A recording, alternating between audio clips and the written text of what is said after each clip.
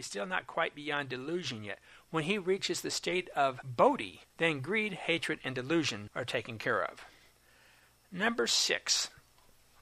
The Pali Tipikada is slightly smaller than the Bible. The Pali Tipikada is the authoritative scripture basically for all Buddhist branches. Some will take this, some will take all, some will take a different part, some will add additional literature, but the point is, the Pali Tipikada is considered overall the authoritative teachings for Buddhists.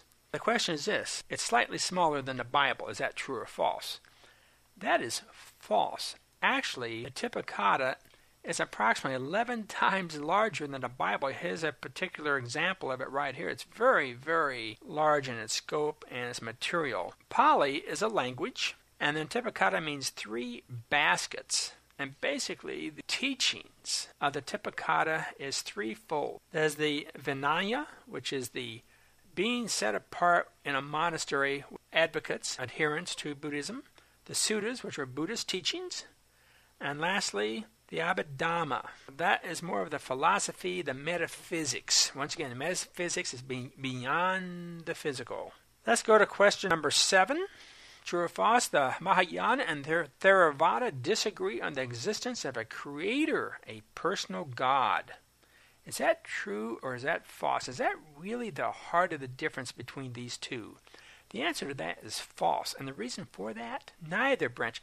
No Buddhist believes in a personal God. Now I need to take that back because there are some that seem to include some type of a superior being, another being that is metaphysical. It's very fuzzy. It's not as clear as in Hinduism. But some believe devas are a type of superior being. Remember that artwork with Buddha with that blue character to his side? And you'll see that particularly in Indian art, a spiritual being manifested in the flesh.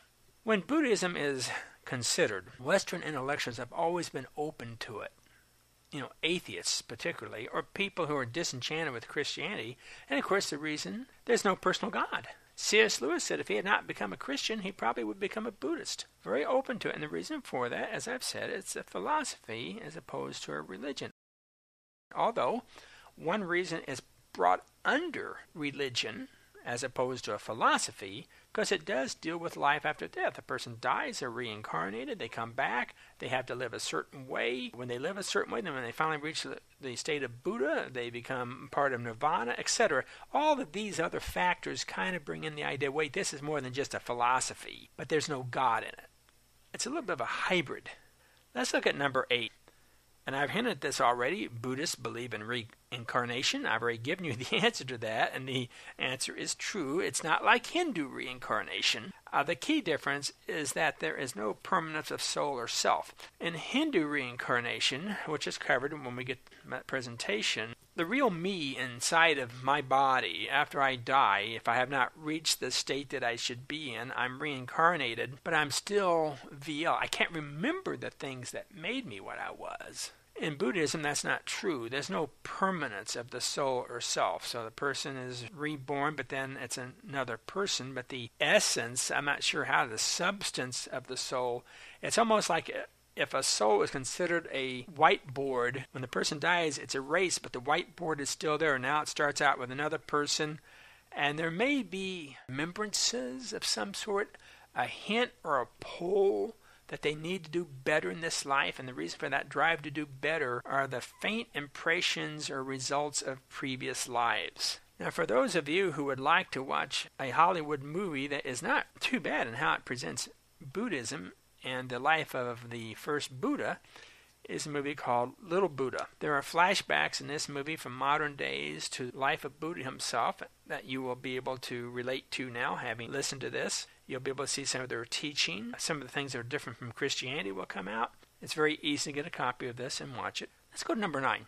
The 3 key elements of Buddhism are meditation, the Dharma, and living in monastic community. The answer to that is true, and it's usually basically true because it depends what branch that you're in, but typically this is true. They're called the 3 gems of Buddhism. These 3 elements of thinking and behavior and social life are needed to be able to reach what? Becoming a Buddha. Meditation's chief goal is to become a Buddha. It's to be able to see this distinction between the physical and the metaphysical, to really understand them and internalize them, where the metaphysical become more real because it is what is real. Dharma is Buddha's teachings. If a person is not following Buddha's teaching and the teachings of other Buddhas that have been passed down over the centuries, they're not going to see the difference between the physical and the metaphysical. They're not going to do it. They're not going to understand that when they do these actions, they're going to mess them up, and they're not going to understand what they're doing, and they're just going to keep themselves in this cycle of birth, life, death, rebirth, etc. And so meditation is not enough. You've got to have good teaching. Along with good teaching, there's the Sangha, which is the community of Buddhist believers. Obviously, if you're with other people who believe like you are, you will be stronger in practicing the beliefs of whatever we're talking about, whether you're a Republican, a Democrat, whether you're a Baptist or a Roman Catholic, or whether you're a Buddhist. If you're with others of like mind, of course you'll be stronger in the practice of that belief. And so these three together, being with others of like mind, having the right teaching, and meditation, are the three gems that are needed to be able to transcend the physical, see the difference between that and the metaphysical, and become a Buddha. Number 10. Buddhism is founded on the Four Noble Truths. This is true, I say mostly, because once again you have these branches. The most notable branch here would be Far East Buddhism, Zen Buddhism, which does not lean on the Four Noble Truths in the same way as the others. Typically, Buddhists believe in the Four Noble Truths. What are they? First of all, life is suffering and happiness, the dukkha. And we even understand that in our world. In the Western world, we have so much luxury. But even then, deep down, there's a sense of frustration, angst, something that isn't right. Is this life just to get another car? Is this just life to take another vacation? Is that all that it really is? Depending where you are in the world, there's so much physical suffering that just magnifies the mental suffering. I mean, if we're starving to death, the one thing on our mind is physical food, not some metaphysical teaching. Life is suffering, enormous unhappiness. And the source of this suffering, the second noble truth, is desire. Because we desire these things, I mentioned greed earlier, because we desire this or that, whatever it may be, whether it be position, whether it be colleges, whether it be relationships, whether it be money, whether it be status, whatever it may be, we desire these things. And either we don't get them when we want them, we don't get enough, we don't get it the way we want it, and we're frustrated. And the source of suffering is desire. And the third noble truth is that suffering ends when desire ends. When that occurs, that's called the state of nirvana. We normally think of nirvana as being a synonym for heaven, where a person goes after they die. That's not quite the same. Nirvana is a state of mind that occurs so that when the person dies, that state can continue. They become one with the universe, is what happens. In order to bring this about, to cause this desire to end, the way to do that is the Noble Eightfold Path. This wheel has 8 spokes on it, representing the Eightfold Path. It's the Dhammakatra.